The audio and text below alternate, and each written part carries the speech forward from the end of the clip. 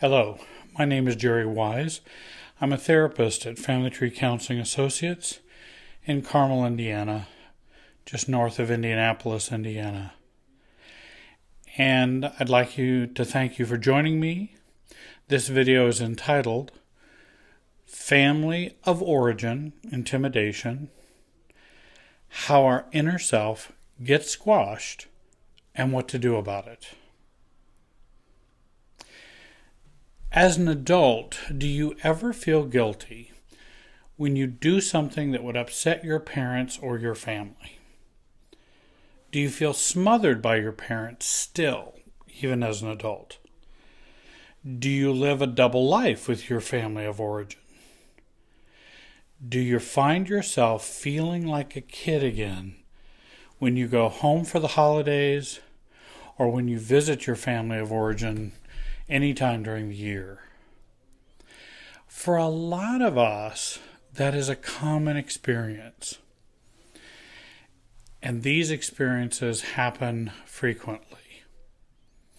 Does your family expect you to act a certain way and to do certain things and to believe certain ways and certain things?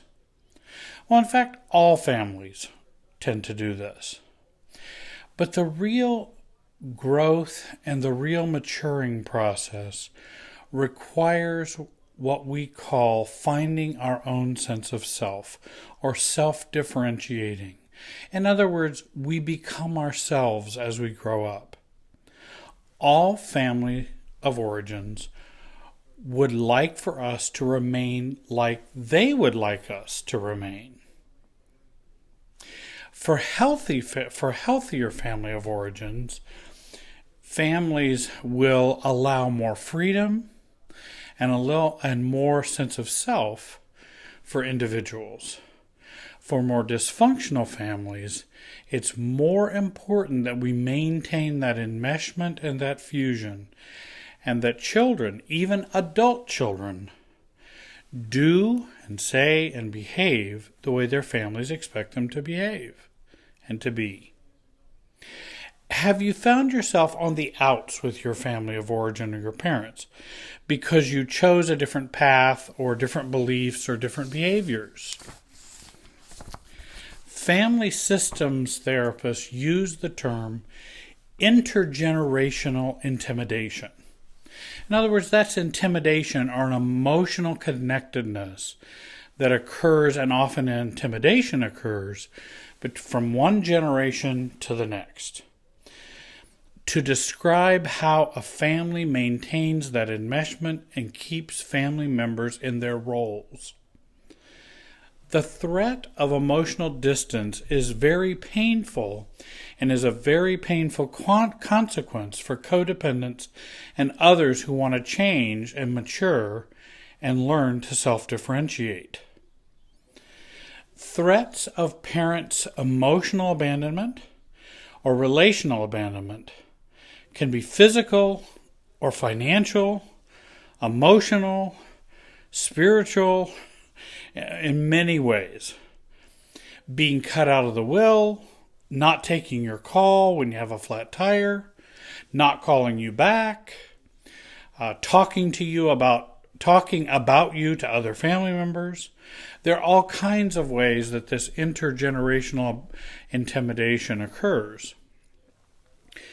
Resistance to your attempts to self-differentiate come in the form of understood or implied consequences if you make your family or your parents unhappy. Ignoring your comments, arguing, cutting off emotionally, triangling with others about you, as I had mentioned, over-worrying about you. And again, worrying is an expression of enmeshment in dysfunctional families, whereas caring is not enmeshment. Over-worrying, or the state of worrying, is often an enmeshment state. Again, intergenerational intimidation refers to feeling pressured to conform to the extended family values and beliefs about how your family should relate, should feel, should believe, should act, and should basically live. While I value the intergenerational transmission of positive values, beliefs, and traditions, often unhealthy and dysfunctional values, beliefs, and traditions get passed on over to succeeding generations. And it is this emotional clumping, this emotional connectedness between one generation to the next, in which these values are transmitted. Well, not only are the positive things transmitted, but the negative things get transmitted as well. Negative beliefs, negative traditions, unhealthy and dysfunctional values, and a lot of enmeshment or cutoffs and triangles. These all get transmitted to succeeding generations as well. For example, this being the holiday season, and I'm recording this during a holiday time, it's one of those times in which we might experience good examples. Our parents say, you have to come to Christmas on Christmas Eve. This has been our family's tradition since you were an infant. So it doesn't matter what your spouse wants to do. It doesn't matter what you want to do as a family. You need to be here on Christmas Eve because that's when we do it as a family. And there's a great amount of pressure for that. There's lots of guilt if you were to try to say no. There might even be consequences if you were to say no. Another example, well, you can't be late. I know you're traveling from your wife's family meal, so we will just wait on you, pressuring you to get there at breakneck speed and prove how much you value your family. Versus, well, we'll just go ahead and eat, and we will save some hot food for you, and that you can have that when you get here, drive safely, and take your time. In other words, you getting here on time is not a test of the relationship or test of love. It's a more practical experience. So be sure to be safe. If we can go ahead and eat, it's no problem. You may get tied up at your spouse's family's house. That's okay. Get here when you get here and get here safely. Another example is, well, I don't think you should wear that. Great Aunt Margaret will be there, and I don't think she would appreciate such a low neckline. You don't want to look like a woman of the night, do you? Another example, I'll expect you to drive 2 hours away and visit your second cousin in the nursing home. You will, won't you? He would so enjoy a visit from you.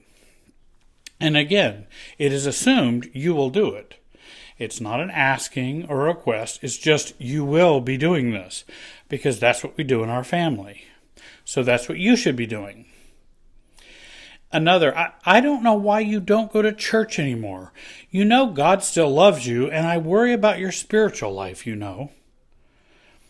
In other words, there's a subtle and sometimes not so subtle pressure for you to maintain certain spiritual values, for you to go to church more often, for you to believe the way mom and dad believe. Another example, be sure and bring some alcohol to drink at the family party. Uncle Gary will be there, and you know how much he drinks. Ha ha ha ha. In other words, you need to bring some alcohol to the party. Even though you may not value drinking alcohol, or you may not feel that's important, or you may prefer that maybe alcohol not be drunk there at the family gathering. Another example, if you marry her, your mother and I will not attend the wedding. Again, intergenerational intimidation. One of the goals of self-differentiation is to overcome our fear and reduce the power of intergenerational intimidation. So how do we do this? Is there a way we can begin to free ourselves from this power and free ourselves from the pull and the difficulties of enmeshment with our family of origin? And again, some folks who don't experience this have a hard time understanding what's going on. There are also some folks who have cut off from their family of origin and don't even struggle with growing up in their family any longer. They just cut off from their family of origin as, for many, an immature approach to dealing with the family's pull. Cut off is kind of an immature approach to deal with what you need to be dealing with. So a lot of people say, oh, well, I don't need my family anymore. I don't do anything, they say. I don't go see them. I don't call them. I don't do anything. Well, then I think you're probably way too cut off from your family of origin. And that has its own consequences and problems that occur in terms of self-differentiation. You haven't self-differentiated, you just cut off. First of all, change you first before engaging in the change you make with your family of origin. You might want to read Harriet Lerner's book, like The Dance of Intimacy or The Dance of Anger, or books by Edwin Friedman or Roberta Gilbert. It is crucial to begin to change your paradigm regarding your family of origin. Often we expect our family to change without us changing first. For example, I want them to stop treating me like I'm a 15-year-old. Well, if you're going to wait for that to happen, you're going to wait an awfully long time, because that's a role you play in the family, and they're probably not going to get it, and they're probably going to not stop doing it until you stop feeling like and acting like and having the paradigm and experience of the 15-year-old when you are with your family of origin. If you can stop that, over time, they tend to change and stop treating you that way. So the change starts with us. Explode the myths you have about your family of origin. For example, if I don't have my parents' approval, I don't know what I'll do. If my family would reject me, I would be lost and feel abandoned, and I can't suffer that because that would just be too hard to take. I need my family because I'm still trying to get the love I always wanted or needed as a kid growing up. But those are all myths about our family of origin. Changing those myths can begin to give us freedom to treat our parents as people rather than capital P parents. Shift your neediness to you and not to them. The maxim states childhood unmet needs cannot be met by our family of origin when we become adults. In other words, what we did not get as children growing up can never be met by our family of origin. It only can be met and dealt with by us. But we don't believe that. We tend to think or still try to have that happen through our family of origin. And that increases the likelihood of intergenerational intimidation and that it would work. Decide what you believe. Decide what you want to do, how you want to act, what you choose. It takes self-differentiating, deciding what do you believe, what do you want, what do you feel is important, what type of relationship do you want to have. In deciding that first, that can help guide you in being a true self with your family of origin. You can't let others define that for you. And often we have let our family of origin define how we should love others, how we should be with others, what we should be happy about, what we want to do, how we should act, what we should believe. We have to begin to choose that for ourselves. After we have chosen that, then how do we put that into practice and into place with our family of origin? Well, that may take some coaching or some help, even some help with a therapist to help guide you to do that. And I think it can be very effective. In your head and heart, stay in your adult you versus the child or kid you when dealing with your family of origin. Act like the, example, 39-year-old female you are, not the 13-year-old you feel like or you used to be. or your family and your family of origin role that they have put you in, or that you have placed yourself in, we must act out of that adult self rather than the kid self. And to work hard at maintaining that is very important. It will pay off in the long run. Remember, if you change, it challenges your family of origin to change, which is why family of origins resist it so much. Because if you stay connected and work on changing and change yourself within your family of origin, it really does affect the whole system. And which is why they do tend to resist it, because they really don't want to change. They want to keep everything mostly the way it is. Be prepared for the 3-step resistance and get support to endure all 3 steps while staying connected to your family of origin and not cutting off. The first stage of resistance is a soft no, or ignoring your change. In other words, you begin to change your behavior and the way you talk and what you do with your family, and they just ignore it and act like you're not doing it. Or they just say, well, no, honey, you don't want to act that way. Or no, that, or they get a little awkward, or they kind of step back or become quiet, or there's some kind of awkward response or soft resistance to what you're doing. If you continue to maintain your adult self in the family of origin and self-differentiate, you're going to get the next stage as well, which is the stop what you are doing. I or we don't want you to do that, so you need to stop. In other words, if you were to say, well, we're not going to come for Christmas Eve this Christmas, we've decided we're going to change and we're going to come and see you on Christmas Day if that's available. Oh, well, you can't do that. We've always done that on Christmas Eve. Stop even thinking about that as an option. That's the second phase.